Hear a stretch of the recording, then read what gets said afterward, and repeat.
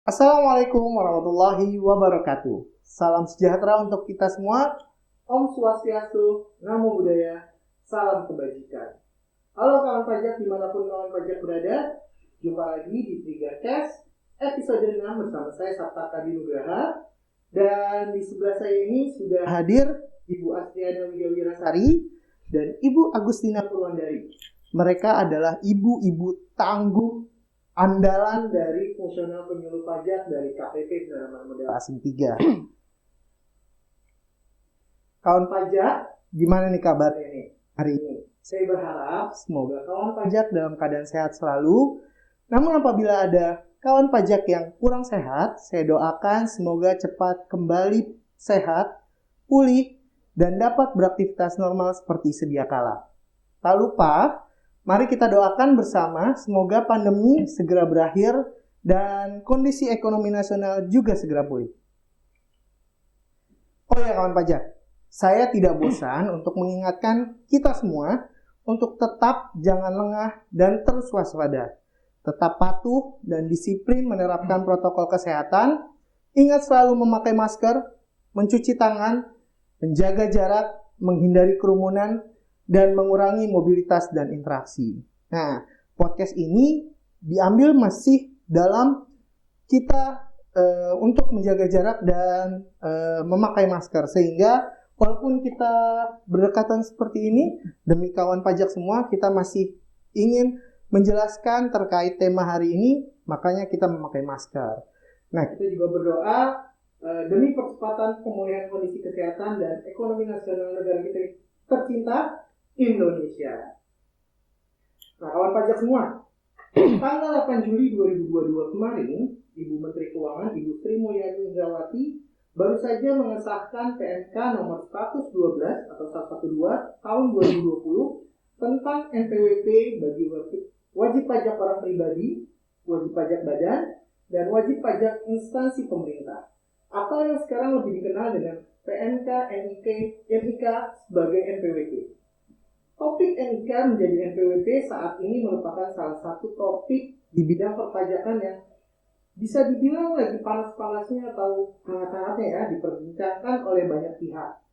Apakah kawan pajak semua yang memiliki KTP langsung menjadi wajib pajak atau ber-NPWP, atau kawan pajak yang sudah memiliki NPWP apakah double atau NIK atau NPWP berjalan? Nah, kita akan mendengarkan pencerahan dari ibu-ibu tangguh ini. Nah, saya punya pantun nih buat teman-teman nih. Jajan bilung di kota Tasik, pulangnya beli Indomie di Pangandaran. Jangan bingung dan jangan panik, ada kita yang mencerahkan.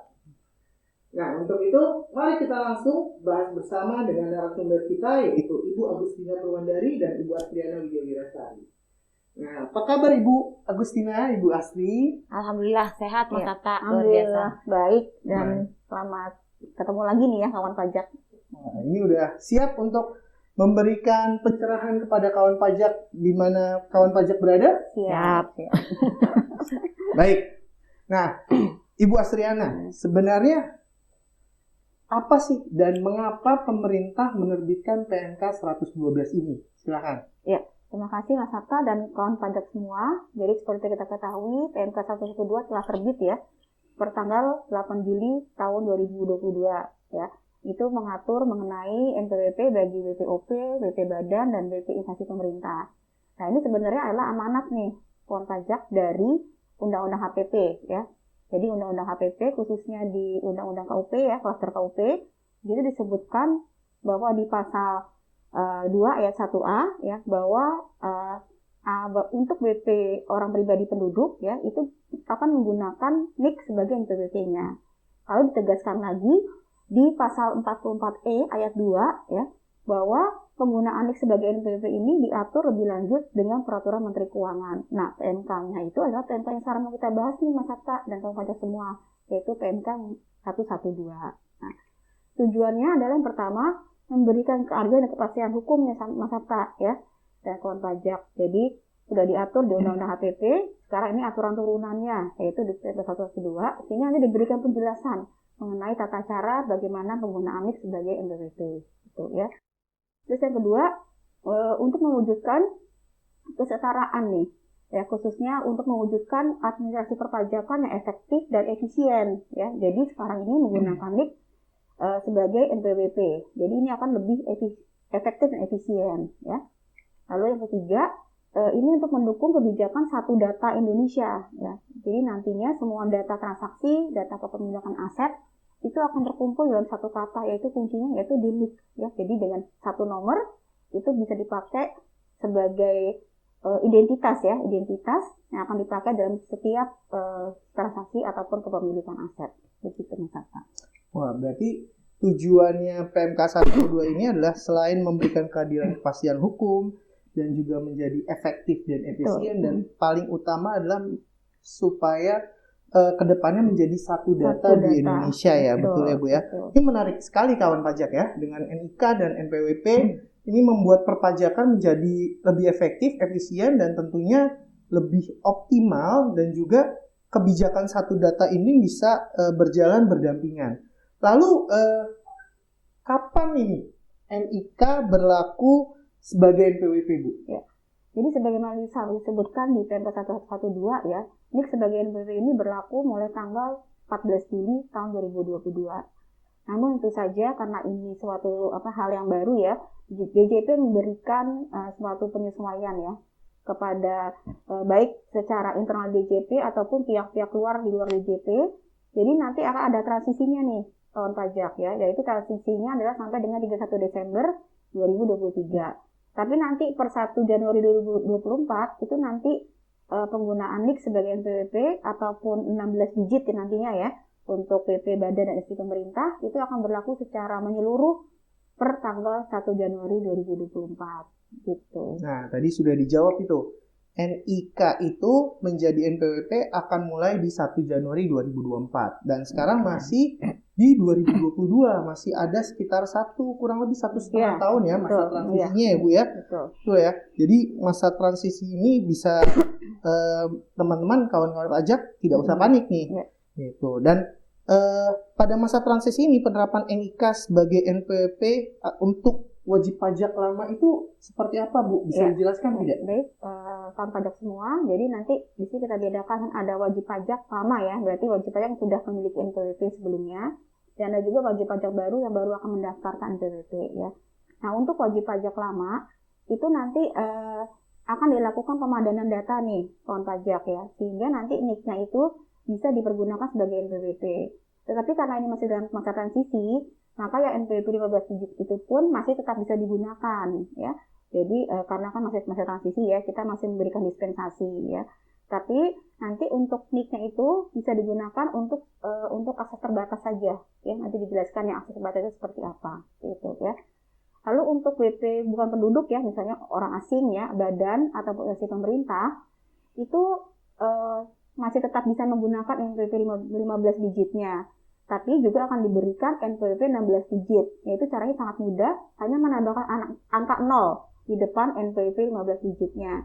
Jadi karena nantinya, ya, per 1 Januari 2024 nanti semua WP, OP, ya, yang bukan penduduk, badan dan institusi pemerintah itu harus menggunakan 16 digit. Karena itu menyesuaikan dengan NIK, ya. NIK, karena NIK juga 16 digit, jadi menyesuaikan digit tersebut, gitu, ya. Lalu yang ketiga, untuk WP cabang, ini nanti akan diberikan nomor identitas tempat kegiatan usaha atau NIPKU, ya. Tapi ini juga masih belum bisa digunakan, ya, karena aturannya juga belum keluar. Jadi untuk sementara WP cabang bisa menggunakan NPWP 15 digitnya yang lama. Seperti itu. Baik, itu berkaitan dengan wajib pajak lama. Ya. Nah, kalau saya misalkan baru daftar atau wajib pajak baru, itu penerapannya bagaimana, Bu? Agak mirip, ya. Jadi misalnya Mas Sabta baru mendaftar NPWP sekarang nih, ya. Berarti Mas Sabta adalah wajib pajak baru, ya. Nanti pada saat mendaftarkan WP baru tersebut akan diberikan NIK sebagai NPWP, ya. Jadi NIK-nya bisa dipergunakan sebagai NPWP, tapi juga karena masa transisi, maka bagi WP orang pribadi penduduk tersebut akan juga diberikan NPWP 15 digit, ya. Jadi sebenarnya agak mirip dengan WP lama, yang jadi menyesuaikan seperti itu. Lalu untuk WP orang pribadi bukan penduduk, ya, badan atau institusi pemerintah, itu nanti KPP akan memberikan NPWP 16 digit, ya. Tapi kalau karena dalam hal ini masih dalam penyesuaian, maka untuk NPWP 15 digit itu masih bisa digunakan, ya. Jadi kita masih memberikan NPWP 15 digit juga, yaitu dengan cara menghapus angka 0 yang di digit pertamanya, ya. Jadi menyesuaikan ya dalam masa transisi ini. Lalu yang ketiga, untuk PP cabang itu juga akan diberikan NIPU, ya, nomor identitas tempat kegiatan usaha, tapi memang NIPU ini belum ada aturannya, ya. Jadi nanti NIPU akan berlaku efektif per 1 Januari 2024. Nah, untuk sementara PP cabang bisa menggunakan akan diberikan ya NPWP 15 digit juga. Oh, berarti kalau saya dengar ini wajib pajak lama dan wajib pajak baru kurang lebih sama ya? Agak mirip. Jadi ya, tidak perlu khawatir ataupun panik gitu. Wah, ini bagaimana? Sama kok kalau pajak. Dalam masa transisi ini tadi penjelasan Bu Astri kurang lebih sama terkait wajib pajak lama dan wajib pajak baru. Tadi disebutkan oleh Bu Astri bahwa NIK ini juga waktu mendaftar sudah diberikan nomor NPWP NIK dan NPWP 15 digit ya. Gitu. Nah, ini untuk NIK sendiri untuk layanan perpajakan dan layanan eksternalnya itu seperti apa, Bu? Dan bisa dijelaskan atau tidak? Ya. Tadi saya sampaikan bahwa memang penggunaan NIK sebagai NPWP dan juga NPWP 16 digit ini masih dalam layanan terbatas ya. Jadi hanya untuk keperluan login, akses ke laman DJP online ya. Sementara untuk aplikasi-aplikasi lainnya ya dalam di DJP ataupun di pihak luar itu belum bisa dimanfaatkan Mas Sabta. Karena memang kan perlu waktu ya penyesuaian. Jadi terbatas pada saat wajib pajak akan login ke laman DJP online. Jadi bisa dicoba ya, selain menggunakan NPWP 15 digit, wajib pajak juga bisa login dengan menggunakan NIK gitu. Jadi kalau kawan pajak ingin ini NIK ini masih terbatas untuk login DJP online ya. Jadi kalau kawan pajak ingin membuat kode billing masih pakai yang lama nih NPWP 15 digitnya. Jadi NIK ini hanya untuk login DJP online. Nah, sekarang saya ingin bertanya ke Bu Ina nih. Bu Ina udah lama dia. Ini lagi nungguin. Baik. Ini Ibu Ina terkait dengan proses implementasi NIK sebagai NPWP ya bagi wajib pajak orang pribadi lama. Ini bagaimana prosesnya? Dan bisa tolong dijelaskan kepada kawan pajak semua? Ya, baik. Sebelumnya saya mau menyapa kawan pajak dulu ya. Apa kabar kawan pajak? Dimanapun berada yang menyaksikan podcast PMA 3, semoga selalu dalam keadaan sehat, selalu semangat, dimanapun kawan pajak berada. Nah, Mas Sabta dan kawan pajak semua, untuk proses implementasi NIK sebagai NPWP bagi orang pribadi penduduk lama, yang sebelumnya akan dilakukan pemadanan data dulu atau sinkronisasi data tuh bahasa kerennya ya Mas Sabta ya.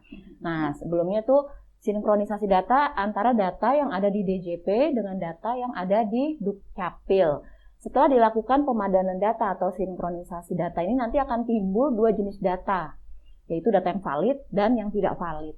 Apabila data itu sudah valid atau sudah padan, itu berarti kalau valid itu berarti sudah sesuai data antara DJP dan Dukcapil.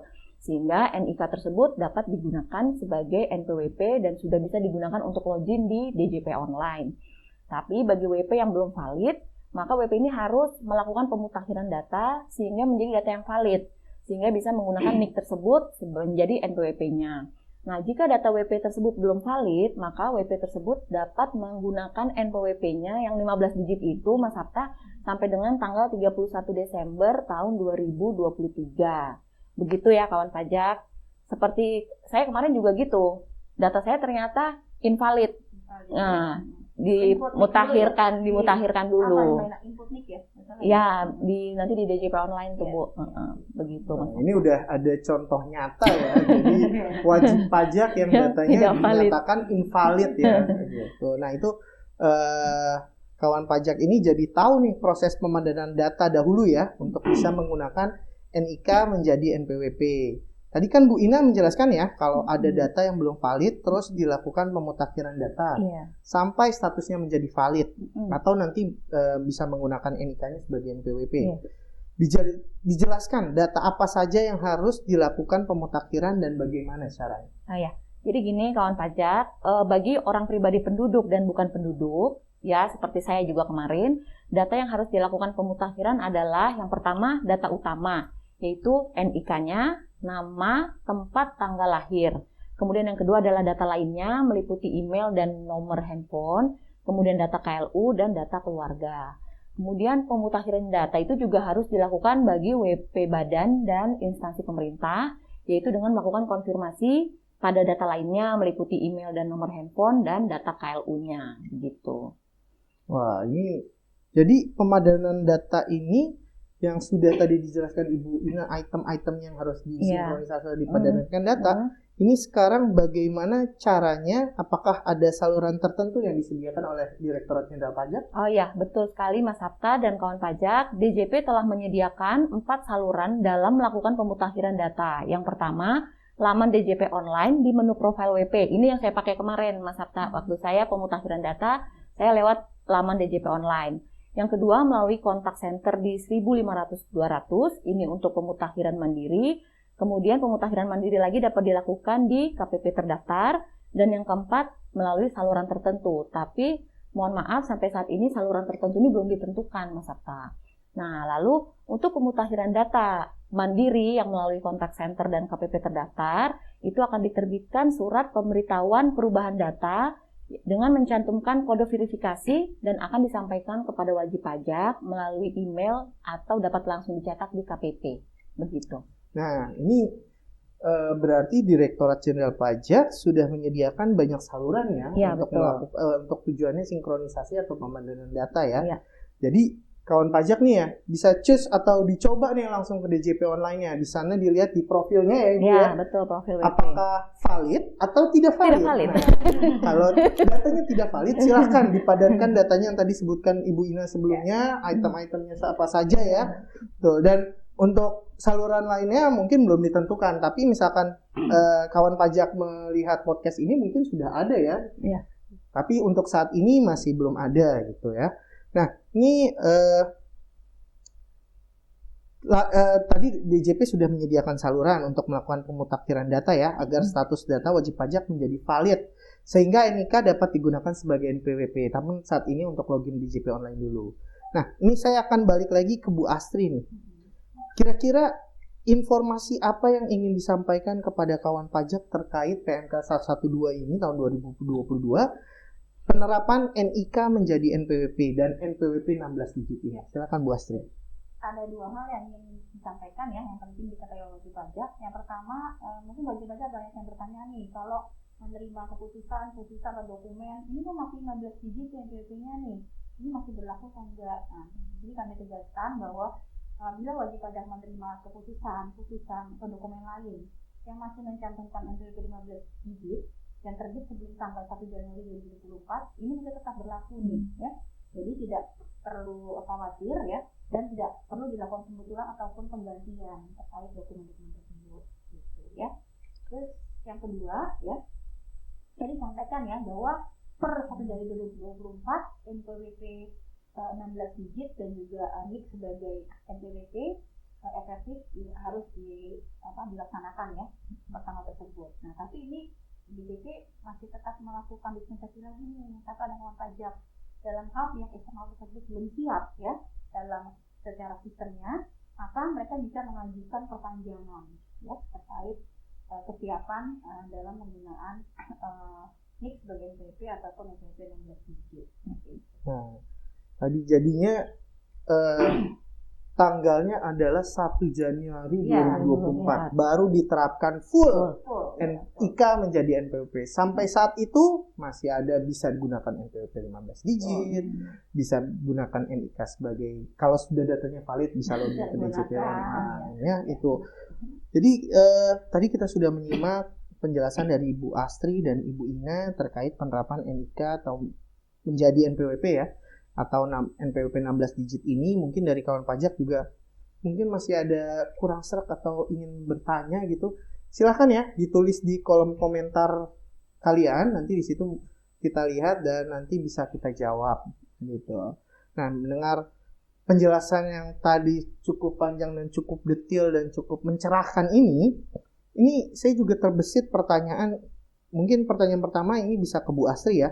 Dengan berlakunya NIK menjadi NPWP, Ini ketentuan perpajakannya untuk NPWP wanita kawin. Nah, ini banyak juga nih pertanyaannya.